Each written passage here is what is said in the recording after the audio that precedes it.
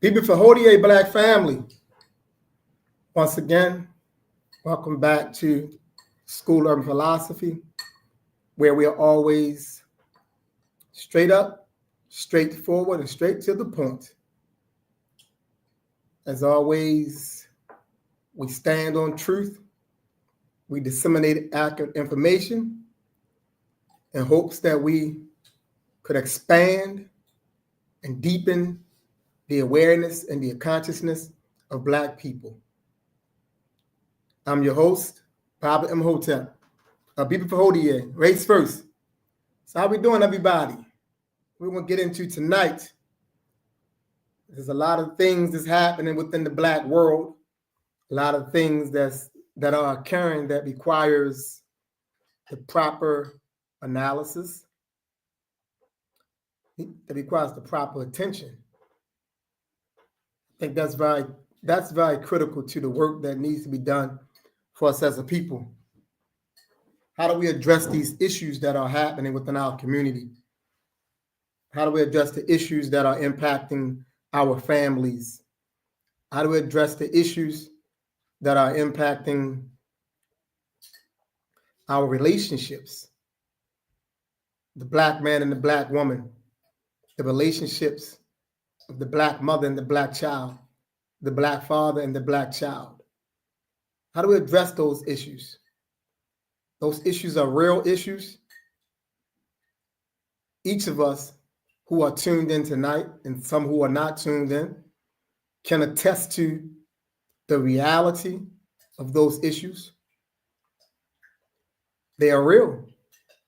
So tonight, I want to get into some of those issues. I want to talk about some of those dynamics that are impacting us as a people and offer what I believe to be some practical solutions that can be implemented.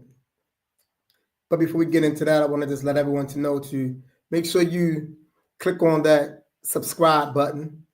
Make sure you hit that like, get those likes up. Get those likes up and share the video, share the live. Brother EJ, Deepen for Hodier, race first. As always, it's a blessing. We're going to go in tonight. We're going to get into some things tonight. We're going to elevate this consciousness. We're going to expand this consciousness.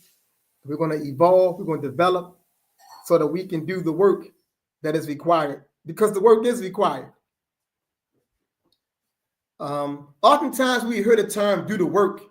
I know it throws a lot of people off, and it kind of gives us the mindset that to do the work means something that's trying. So oftentimes we focus in on it causes us to kind of shy away when we hear the term to do the work. So I want to be very clear about what I mean by it. When I say the work that needs to be done or the work that we should be doing, I am speaking to the fact that any people within human existence are required to do a number of things within their group, just by virtue of being a part of that group. I like to put it this way. For Black people, we're going to be one of two things. We're going to be a credit to our people, or we're going to be a deficit, a burden. It is our responsibility as Black men and Black women to endeavor to be a credit to our people. If we are mothers and fathers, it's our responsibility to rear our children to be a credit to their people and not to be a liability and not to be a burden or a deficit. Because that can happen. You can grow up in this particular society and you can become a total deficit. You could be a burden to your people. You could be a liability. And our work Our job is not to be a liability, black man and black woman. We must be a credit to our people. Therefore, we must be doing the work, and the work is working on ourselves and simultaneously working to better our communities, because there is no time for us not to be engaged in community development. Community development and people development are one and the same. To develop people is to develop that community. But if you try to develop a community and you don't develop the people, then subsequently that community erodes again. And it erodes because the people were not developed. So each and every one of us has the responsibility to direct some energy towards our internal development as a human being, as a black man or black woman. We must develop. And oftentimes we can hear the term, we must develop. And many of us say, well, I'm already developed. I'm an adult. I got my job. You know, I'm in my relationship. I have my car. I have my house. I have my savings account. I have my investments going on. And we feel like, you know, what is there more for me to do? You know, there's always more for us to do, because at the end of the day, the external things do not define us. We are defined by the internal stuff that allows us to arise to the occasion when we are confronted with situations. In the situation that's at the front door of all of us, it's the situation that we are confronted with as a people. I like to call it the black dilemma. The black dilemma is our situation. So we're going to be defined as a people, person by person, according to the degree that we are engaged in the process to solve or remedy the black dilemma. The socio-economic, political struggles and turmoils that the black people are confronted with. Mass incarceration, drug addiction, divorce, miseducation, police brutality, you know, lack of employment, drug addiction, the open air drug market that's running through our communities, you know, the guns that's running through our communities. Like, those are real issues that we have to deal with. And oftentimes the mistake that we make is that we seek to retreat from dealing with those problems, because we see those problems as not being our problem per se. As an individual, it's not my problem. I don't use drugs. I don't sell drugs. You know, I don't have illegal guns. So we feel like that's not my issue until it hit your front door. Until it hit your front door. Like, that's when you see it as an issue. I remember I was watching a news. It was a news interview, and I think it was last year. Don't quote me on the years, but once I talk about it, you'll know exactly what I mean. It happened in Atlanta, probably about 2 years ago, probably. But I know that the black people in Atlanta, they had a situation had occurred with the police, and they was responding to that. And one of the ways that they responded to that is that they was outraged. And because they were outraged, you know, that rage was launched against the things that was around them. And I remember, you know, hearing certain people come forth and talk about them. You know, T.I. came out, spoke against them. I think Killer Mike said something. And there was some other people were saying, you know, y'all don't show me violence, y'all destroy y'all communities. And they was talking down on the people. And then probably like a year later, a situation occurred. The guy was, I think he was sleeping in his car at a 7-Eleven or something like that. The police started bothering him. Long story short, he got shot. I can't recall if he transitioned or not, but I know he got shot. I knew it was an injustice. But then his sister, you know, she was at the news reporting thing, and she was she was very vocal about, you know, the community being in the uproar, you know, rioting and doing whatever they was doing. And one of the newscasters asked her, and they said, hey, weren't you one of the ones last year that spoke out against, you know, rioting? And that's what she said. She said, yes, I was one of those ones last year. You know what I'm saying? She said, but I didn't really understand. But now it hit home. It's a different story. And that's how quick it can be. And so we have to be very careful by always assuming that those issues are not our issues. Those issues are our issues, because we are not collectively dealing with those issues. They oftentimes land at our front door. They oftentimes land at our front door. And we have to deal with those issues. One of the things that I suggest that we do, and I started off talking about it, is I believe that as a people, man, that we have to do everything in our power to transform our beings. We have to not think about our situation within the context or from the perspective that have been provided for us. I believe that's a big mistake. I think that's a huge mistake, is that we are forever looking at our situation through the eyes of those who have constructed the social, political, economic illnesses that we are contending with. We're looking at our situation from their perspective. We use their language. By language, I mean we use their ideals, their concepts. We use their frameworks. We use their categories and titles. And when you do that, that doesn't allow you to get to the heart of your situation, to get to the heart of your problem. So what I'm suggesting is that we take back our language. By our language, I mean our ideals, our concepts, our perspective, and we use that to assess and analyze, our situation. We have to see our situation for what it is. We cannot try to argue against it. We can't. I remember years ago, I was given an analogy by this older guy, and the analogy went like this. He spoke about like a sewage system, sewage. And he said, like, if you looked at the pipe of the sewage system and you see stuff that's coming through it, he said that, if that system was to get clogged up, there's a clog in there. But you still have this fluid or this liquid or this water that's coming into it. Because water possesses the capacity to take on any shape, over time, the water hitting that clog, over time, you begin to see drips or particles of water make it through.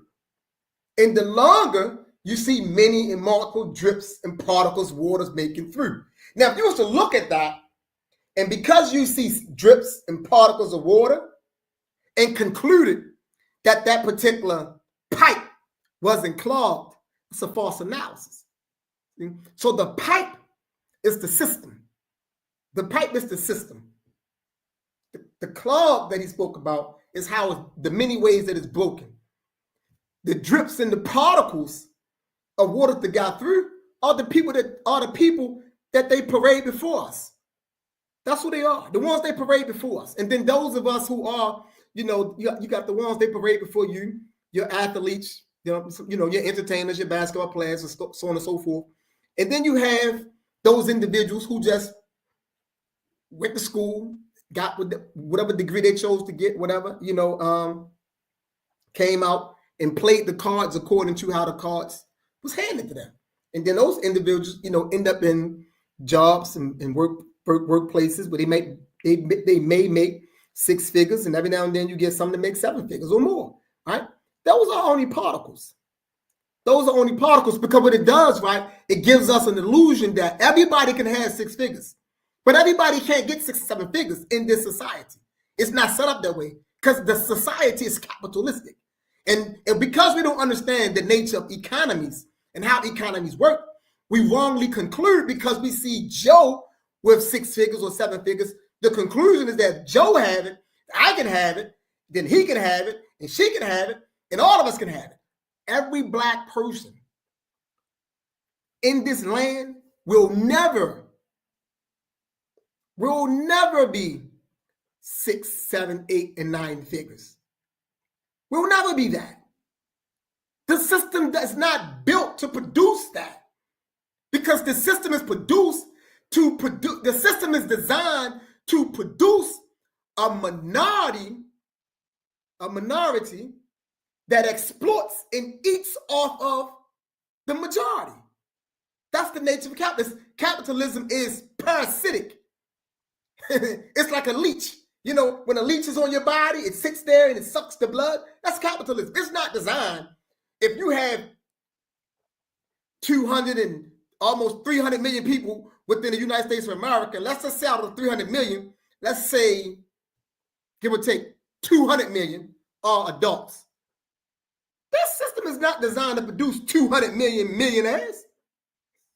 You know, it does not work that way. It does not work that way. But it is designed to convince us that you can pull yourself up by your boot straps. And everybody says that. But it doesn't tell you that, you know what, that every 1 in 3 people don't even got straps in their boots. And then you got a segment of people who don't even have boots at all. That's what they're going to pull themselves up by.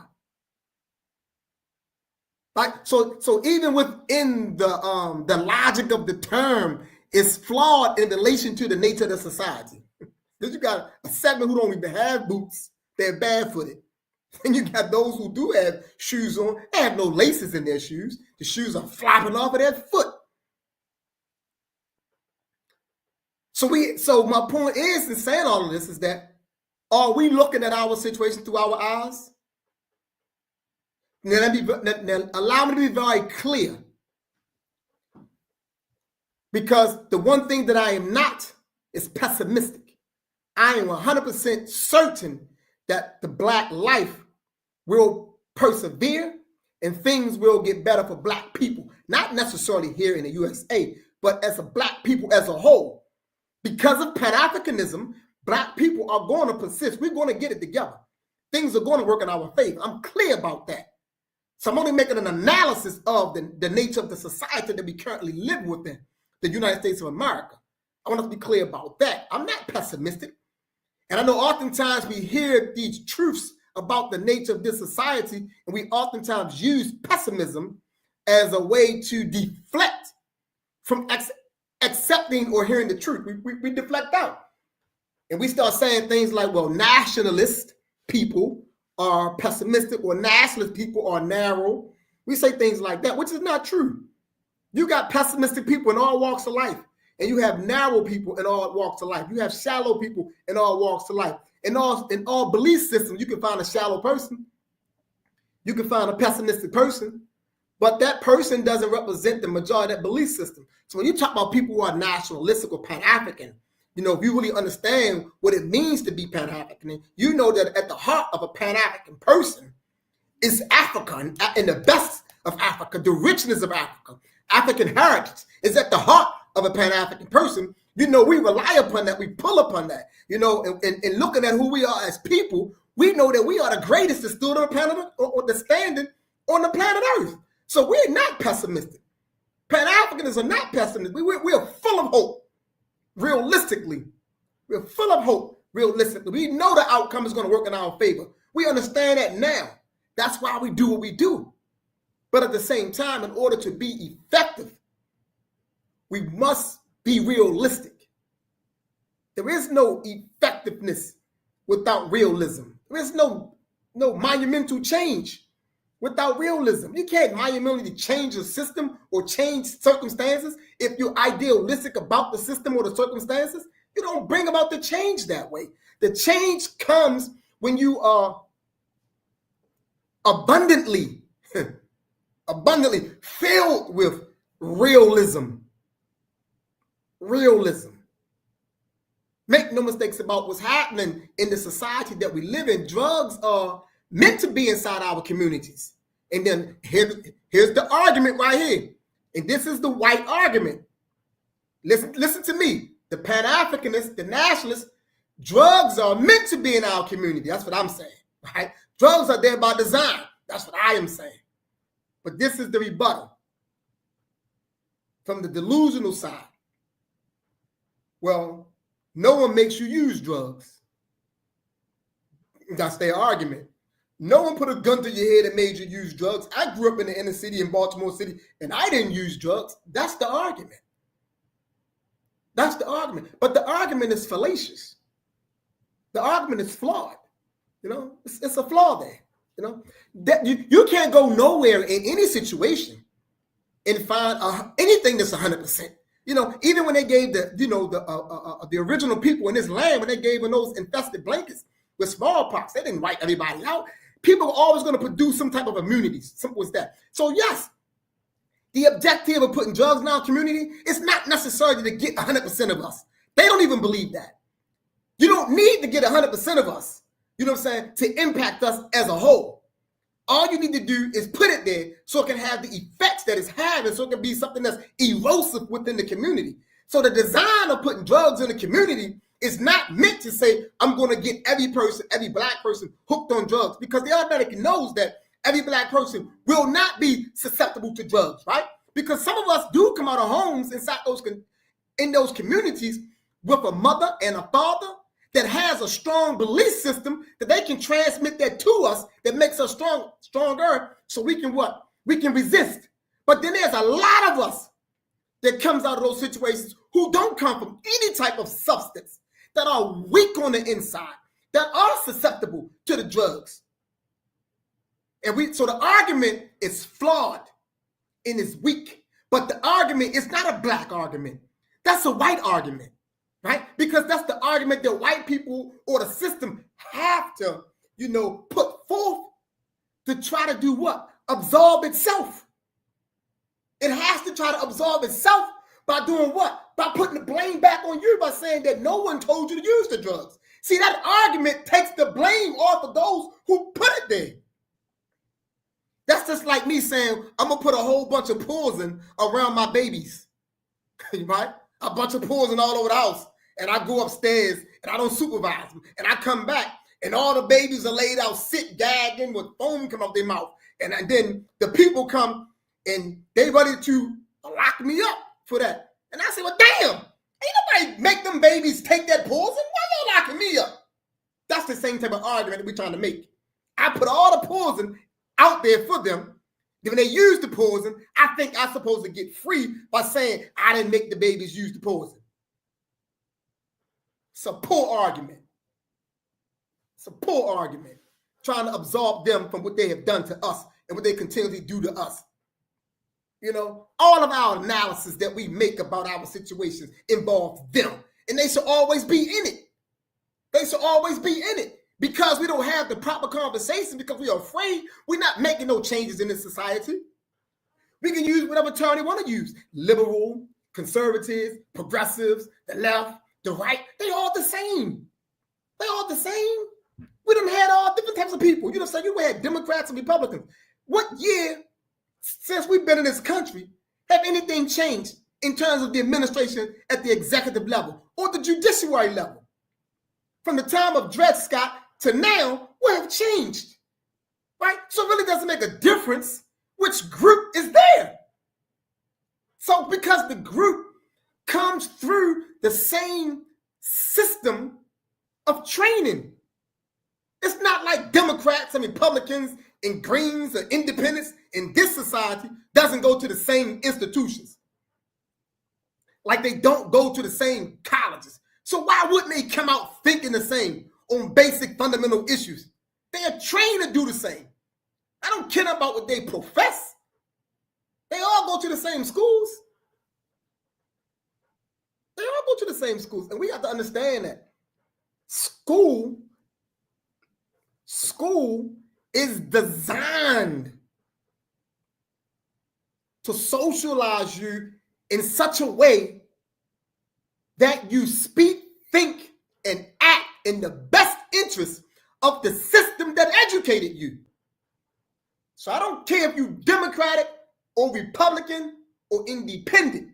If you went to these schools, K through 12, and then BA, Master's, PhD, or whatever, you will think in the best interest of this system. So it don't make a difference who's in. Don't make a difference. And we can't keep on trying to paint things as if there's such thing as a neutrality in politics. That's how we thinking. We're so off-centered that we think there's neutrality out here.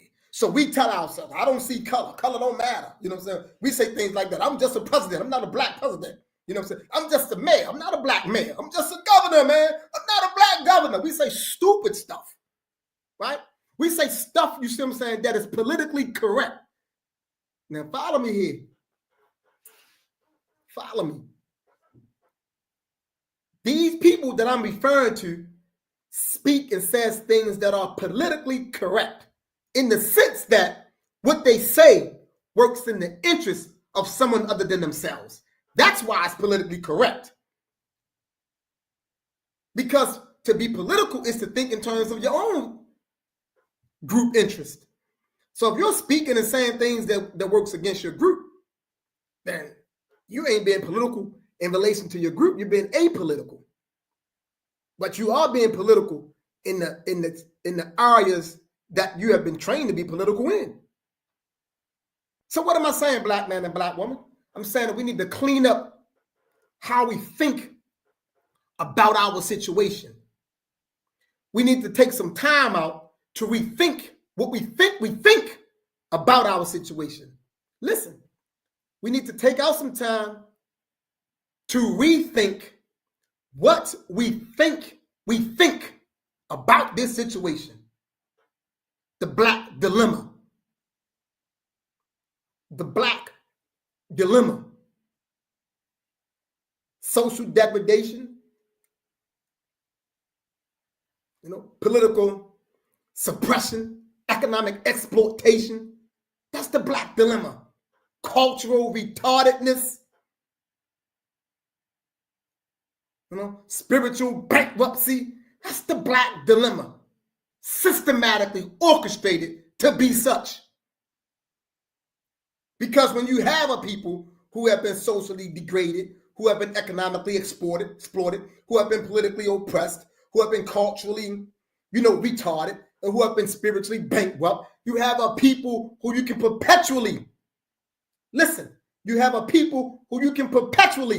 control, maneuver, and make them do what you want them to do, how you want them to do it, when you want them to do it. They will forever not work in their best interest. They will always find reasons not to come together. They will find reasons not to like each other. They will find reasons not to love each other. They will find reasons to turn on one another. They will find reasons to betray each other. They will justify betrayal. They will back pedophiles. They will back backwardsness. They will support pedophiles. As long as you can create a people, man, who have been culturally retarded and spiritually bankrupt, you have created a people who are perpetually enslaved, yet mobile. Enslaved, yet mobile. And that's the reason why when you ask about all these black organizations, we don't work together. We work against one another. And by against, I don't mean we do it consciously. We don't sit down and say, I'm against you. We don't do it consciously. We don't work together and we work against each other because we don't have no concern for the other. We don't see the other group as being significant to us, as being of any value to us. Even if the other group have been doing the work for years and paved the way. We don't even pay homage. And we do things like we organize counterproductively. We organize in ways to work against each other. We undermine one another. We countermand one another. You know what I'm saying? We counsel each other out. That's the creation. That's the creation. And then when we talk about these things and try to bring these things to light, we cannot get the mature conversations so we can begin to resolve it. Because at the end of the day, once again, you take a people and subject them to centuries of social degradation, centuries of economic exploitation, centuries of political suppression, centuries of cultural retardation, centuries of spiritual bankruptcy. You have a people who have fallen apart on the inside. They are in pieces. They are in shambles on the inside. And because they are in pieces and because they're in shambles on the inside, it interferes with their ability to think in terms of wholeness. Right? Because to be subjected to the things that I just listed, that is a myopic experience. And when you go through that, it does something to the brain. It does something to the brain. So the brain is in a hyper state of hostility, jumpiness, on guard, ready, suspicion, paranoia. That's what has happened to us. So that's how we perceive each other, right? It breaks down our ability to build relationships because we are suspicious of one another. In every conversation that we attempt to have to produce growth is received as an attack from the other. So we on defense. We like this in the conversation. We stay in conversations like this. This is what they've done to us. And yeah, people don't like to hear us talk this way. He keeps saying this is what they've done. This they've done. This is what they've done. This is what they've done. But I'm also clear about the beauty of who we are. And I'm going to talk about our beauty too. I'm going to get to that. But I need to assess the junk because the junk is real. We see how we are broken down and what's happening to us. It's real. The relationship's not working because we like this. You can't say nothing to your husband. You can't say nothing to your wife. You can't say nothing to your compliment because it's perceived, oh, yeah, you said this about me. What's up? And it's always a jump back. It's a pop back. It's a refute. We can't hold nobody accountable anymore because it's a refute. Who are you? Like the respect level is broken down. Once upon a time, you can do that. That's the era time I came up in. That's the time I came up in. I came up in the 80s. If I'm out there in that environment out there and I'm behaving wrong, all the older dudes that was on the block would pull me up like, yo, no, you don't do that. You out of line. You out of pocket. And you know what I did? Is I adhered to that. You don't pop back and butt back. Who you think you're talking to? You don't do nothing like that. That's where we are today. We want to pop back on wisdom and tradition and on elders and on mamas and babas and on leaders and on generals. You want to pop back. You don't pop back. You bow yourself down and you get in line so we can get some order, right? You can't transform chaos with chaos. You transform chaos with order. The only way you can knock the head off of Isfet is with ma'at. Order. You don't beat Isfet with Isfet. You don't align yourself with Isfet to go up against Isfet and you think you're going to produce ma'at. It does not work that way. That's a total contradiction to nature. And this is what we're dealing with, black man and black woman. We have to acknowledge what they have set in place because it is working. We have to acknowledge what they have set in place because it is working. We can't keep turning our heads and trying to normalize the breakdown of the black family and keep on trying to blame ourselves 100% for that stuff. That's foolishness. We can't blame ourselves 100% for this crap that's happening to us when there's histories. Histories and thousands of years of history that show and prove that black people have performed at the highest level before. So we have to think like scientists and ask the question, what have happened? What have happened? Because there's time periods when we have operated and functioned as an individual, as families, as husband and wife, and as a community, and as nations. We have done that at the highest level. We have created the template.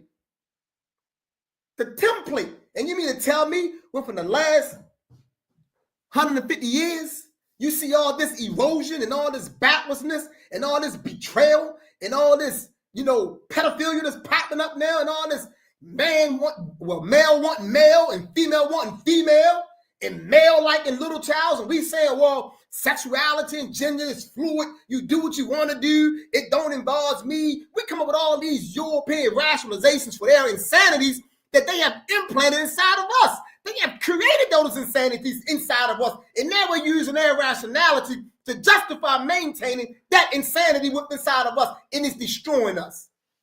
Say what you want to say, take it how you want to take it. I only speak the truth. You can't refute the truth. You can't refute the truth. You can try, but you can't. And yes, all human societies go through struggle. You must go through struggle because you don't produce culture, you don't produce high societies without exerting your will upon your environment.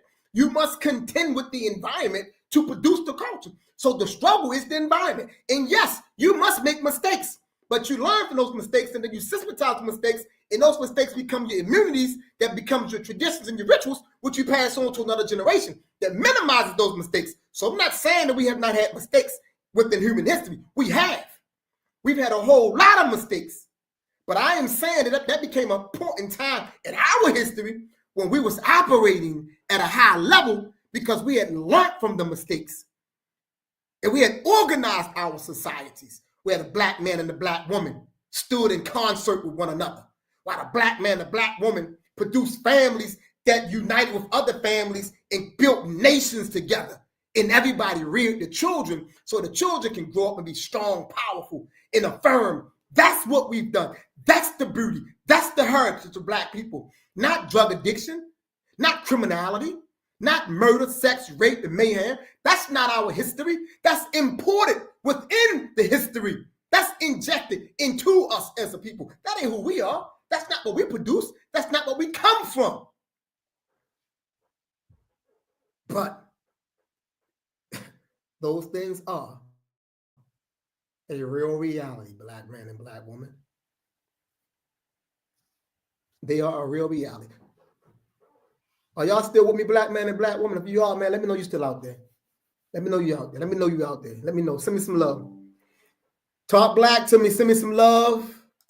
Like the video, share the video, subscribe to the channel, invite your black brothers in, invite your black sisters in here. Bring them in this, man. Let's do this. This is the talk we need to be having.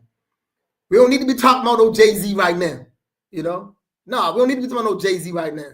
And no Pity. No, what's his name? Diddy. I called him Pity. With a P. That might be his name. But we don't need to be talking about them. This is what we need to be talking about. Something that's real, man. Something that's happening to us. You know? And yes, those two brothers are a part of us in the general sense. But they're not with us in the specific sense. Only in the general sense because they bear the phenotype. But not in the specific sense. You see what I just said? I made a distinction. We got to always make a distinction because everybody that look like us, not us. And it's okay. You know, we all got to choose our own path to walk our own path. But are you out there, black man and black woman? I see some black hands out there. 777-937-11. My brother, peace and blessings. Who that is? J-Way? If I'm saying your name right, let me know. Is this J-Way? I see you out there. Sakati, my brother still standing strong. As always, my brother. Hotep. This is the talk right here. This is the talk. We who we are, man. But we gotta deal with our stuff. We gotta see our stuff as it is. And we gotta affirm the beauty in who we are. EJ, my man.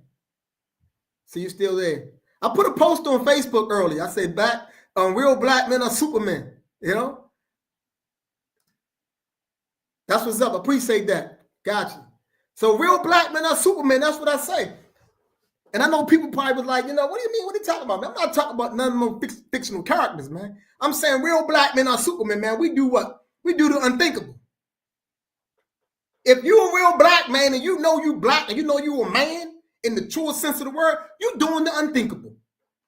I know you are. You're doing the unthinkable, but you're very rarely celebrated. You're very rarely affirmed.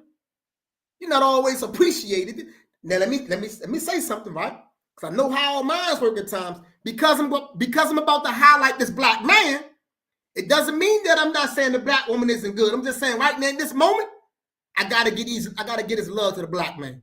I'm gonna get you, my sisters. You know, I love you too. I'm gonna get you too. Your time is coming. But I want to talk about this black man right now for a few. Because the black man is one of the most feared beings on the planet Earth. Let me say that again. The black man is one of the most feared beings on the planet Earth. And I know that there are some animals that could tear us apart, that can rip us limb from limb. But these conquerors that run around the world, they're not worrying about those animals. The being that they're worrying about the most, the one most capable of overthrowing their dominance and their power in the world, is the black man. It's the black man. It's that Heru, it's that Asa, it's that Ogun, it's that Shango. It's that black man. And that's why black men, we must reach out to black men and lift black men up. We must not allow the black man to lay down. If he trip and fall, you stop and you look back and make sure he good. If he ain't good, stick your hand out, black man, and lift that black man up. That's what you got to do, because we are the ones, man. We are the warriors. We the prototype. We existed before any other warriors even thought about being warriors. Why do you think they learned it from? They learned it from us. The difference is this. See, with us, being a warrior was about being refined, being enhanced, being spiritual, being balanced, being focused, being disciplined, being courteous, being respectful, being dutiful. That was the difference. When others got it, because they were savages and barbarians, they didn't understand how to be warriors from our perspective.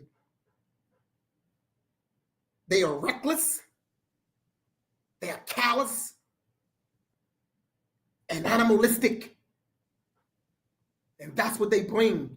They're barbaric, highly barbaric, highly barbaric. And they bring that to the battlefield. That's not who we are. So we have to understand who they are to properly deal with them. But I want the black man to know who he is. When I say you're a Superman, you're the supreme hero, man. You're the supreme hero. And this is how black men should raise their sons. Don't let anybody get in your way and tell you you don't supposed to raise your son to be an upstanding, standing firm, strong, courageous black man. Don't let nobody tell you otherwise. Don't you babyfy that boy. That's not love. You don't babyfy your son and you call it love. No, manhood is always a test, man. Manhood is not a pronouncement. It's not a pronouncement. You don't pronounce I'm a man and you don't follow up with corresponding behaviors. No, manhood is not a pronouncement, man. Manhood is an action. It's a high-level action that's guided by a sense of duty and purpose. That's what manhood is. And manhood is never singular, nor is manhood private. Your manhood don't belong to you totally. Black manhood is always a service to a community. Let me say that again.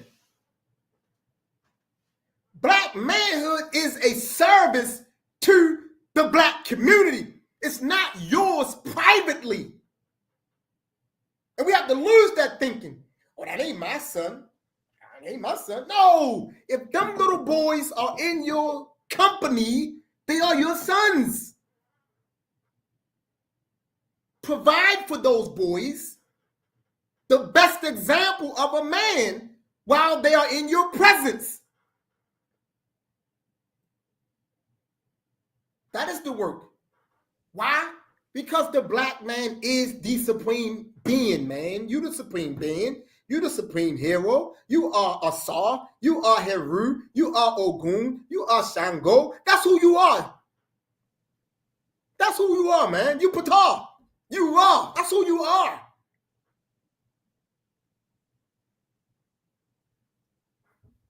Billions of dollars are spent yearly, man, to ensure that you don't know, come to know who you are. Billions of dollars. And that's the reason why there's so many distractions for you. And that's the reason why within the last 25 years, 30 years, with the last 30 years, there have been an uptake in parading white women in the purview of successful black men. She's a distraction, man. She's a distraction to pull you off your duty. Your duty is to serve your community. You can't serve your community well when you're sleeping with her. When you're with her, you can't and you won't. You need to know who you are. You need to own it. If you're a black man and you're watching this tonight, I see a bunch of y'all. I see a bunch of people here that I know. But I want us to do a collective affirmation, man. Seriously. If you're a black man and you're here tonight, man, and you know you are Asa, and you know you are Heru, and you know you are Ogun, you know you Shango, you know you that supreme being, that supreme hero. If you know you that, send me a black fist, man. Put the black fist in the chat. We ain't playing no games no more. We're going to own who we are. We're going to claim it and we're going to affirm it. And this is how we're going to move out. We're going to stop being silent about being who we are. We're going to let the world know that we know who we are. And we're going to do what? We're going to support black men. We're going to affirm black men. We're going to back black men. Simple as that. We're not going to let another black man on our watch fall off path. Where my black fist is at? I see one black fist. Come on, I know it's more black men on this thing. Don't be shy. That's another problem. We too damn shy. Don't be shy. We too shy, black man. We don't want to let our emotions out. Let them emotions out tonight. Let me know you who you are. Simple as that. Claim it. Claim it so we can get right. I know who I am. I'm Shango. I'm Ogun. I'm all of that. Before me,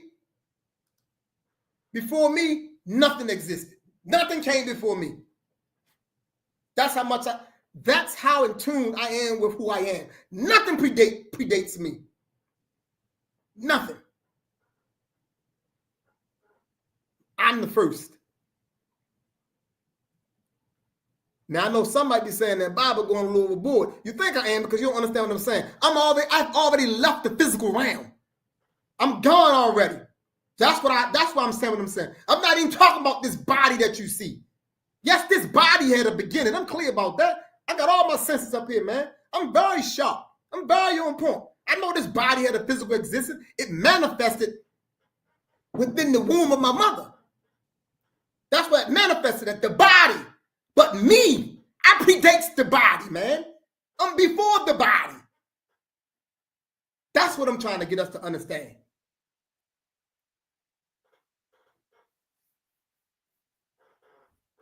The old, well, I say this.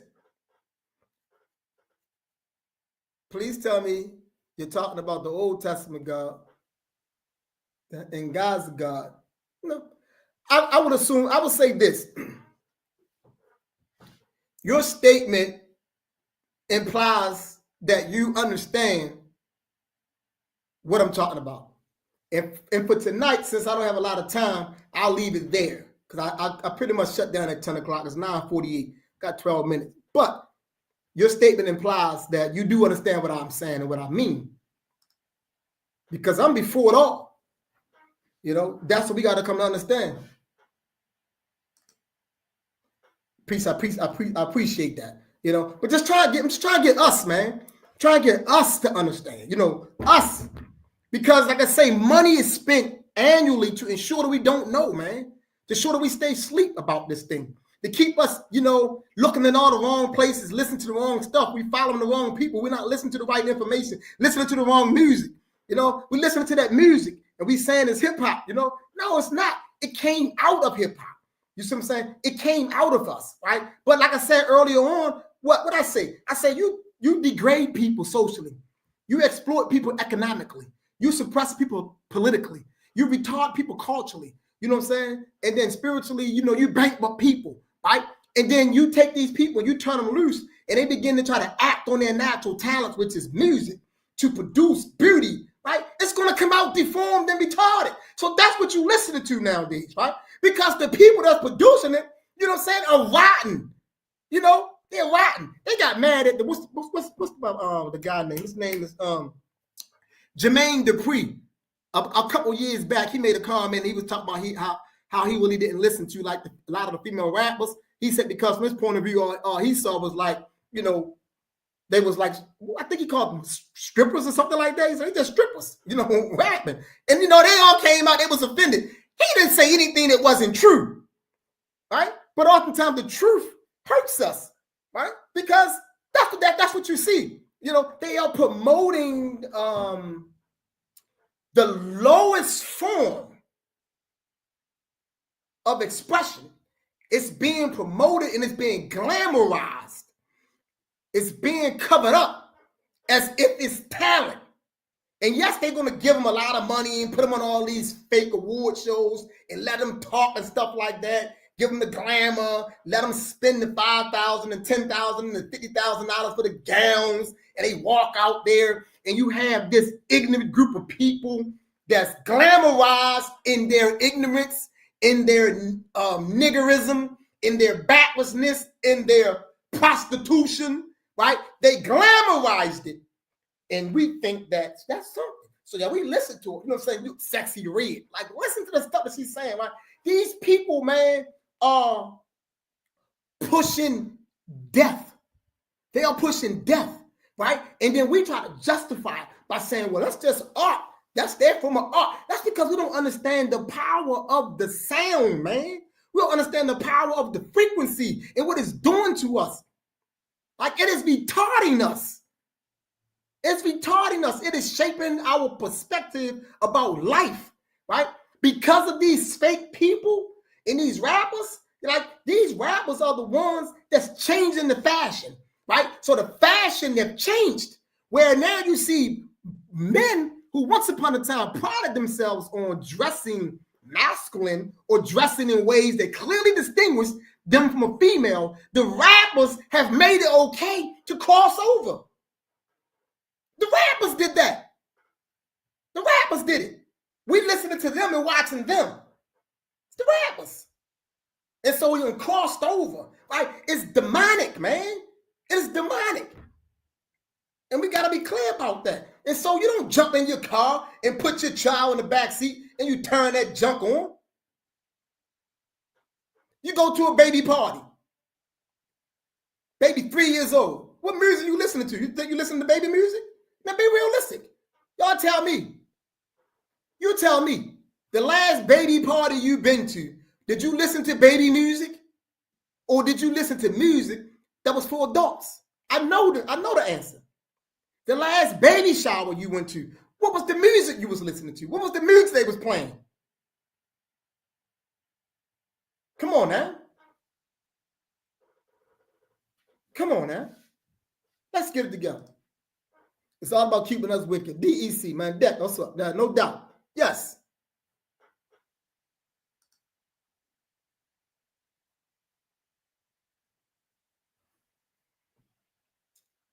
That's what's up. You know? And we gotta, that's on us. So that's why I say I'm not delusional to the degree that I don't think that we bear some responsibility. I know we do. But at the same time, I don't focus on us as if we are the creators of the junk. You know, we are just victims of it, and now we are perpetuating it. You know, I like to call that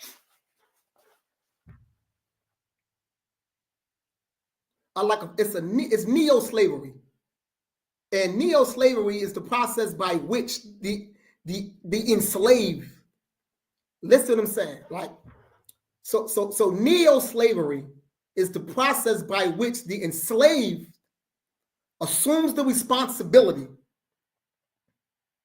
of ensuring and maintaining his or her perpetual enslavement. So neo-slavery is slavery automated. It's slavery that doesn't need the physical driver or the physical, quote unquote, guy they call the plantation, you know what I'm saying, captor. You no longer need those archaic systems anymore. Because you got to the point where the enslaved assumes the responsibility to drive the system of enslavement his or herself. And the way you do that is all you have to do is reinforce with positive things: fame, reputation, status, materials, money. Those are the positive reinforcements of every action towards re-enslavement. If you can provide people with positive reinforcements, they will continually repeat those behaviors. Because think about it, right? When we first began to utilize music, let's say rap music, right? Now, yeah, rap music to a degree always had some, you might have had a few people that used profanity here and there and stuff like that in the beginning stages, things of that nature. But if you think about rap music, you look at it from 1980 to 1988. Right, we're talking 80 to 88, we're talking 8 years. And you can go back and listen to all that music in that time period, right? From 1980 to 88. And I'm not saying it started in 1980, I'm just choosing that time period. From 80 to 88. You listen to that music and listen to what it was saying. Even, you're talking about, what I'm saying? Well, Run DMC was talking about what? You know what I'm saying? It's like that, and that's the way it is, right? What's going on across the sea? Stuff like that. Listen to that music. It was something there.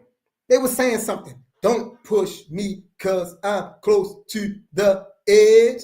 I'm trying not to lose my head. Listen to all the music, right? They was trying this. Something was there. They were saying something, right? And the music inspired people, right? People was inspired. They had a great time with it, right? And then, it was a shift. You began to reward certain other crap, and we bought into it. Dolores Tucker, she got the blues. What, 91, 92? They was coming for her head. But she saw this stuff, man. She saw this. She saw it then. You go back and listen to what she was saying, right? They made it seem like she was insane, like she saw it then. And that's where we are today, black man and black woman. So I noticed I didn't get a lot of black hands from my black men out there. Let me just tell y'all, man. I know we some shy brothers. I know we like to be shy. We like to be down low. We like to be nonchalant. But that's the reason why our throne got taken from us. That's why the throne has been taken, because we want to be so shy and down and nonchalant and laid back. No, assert yourself. You know what I'm saying? Like that line. When them hyenas come around, that line on them hyenas don't mean no good. All that line got to do is war, man. Stand up. And them little jokers, they get ready to get low. They might think they can try him, and he pop one of their backs, then the rest of them get low. And that's what I'm trying to get us to understand, black man. Our throne is being taken away from us. The narrative about who we are is being written before our eyes. And it's a negative narrative. It's being written before our eyes. We are being misrepresented by these watered down males that are running around out here. And I'm trying to get us to understand that you are Heru, you are Asar, you are Ogun, man. You are Shango. I'm saying that's who you are. You are the supreme being. You are the supreme hero. You are that thing, man, that's standing on the planet Earth, man, that's most feared. And it's time for us to take our throne back. It's time for us to take our throne back.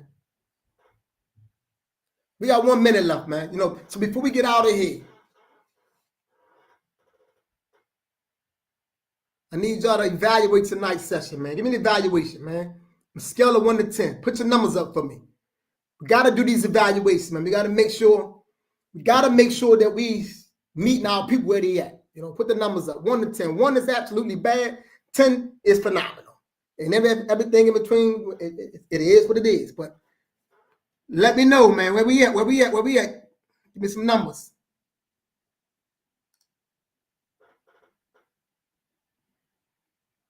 The stock market, yes.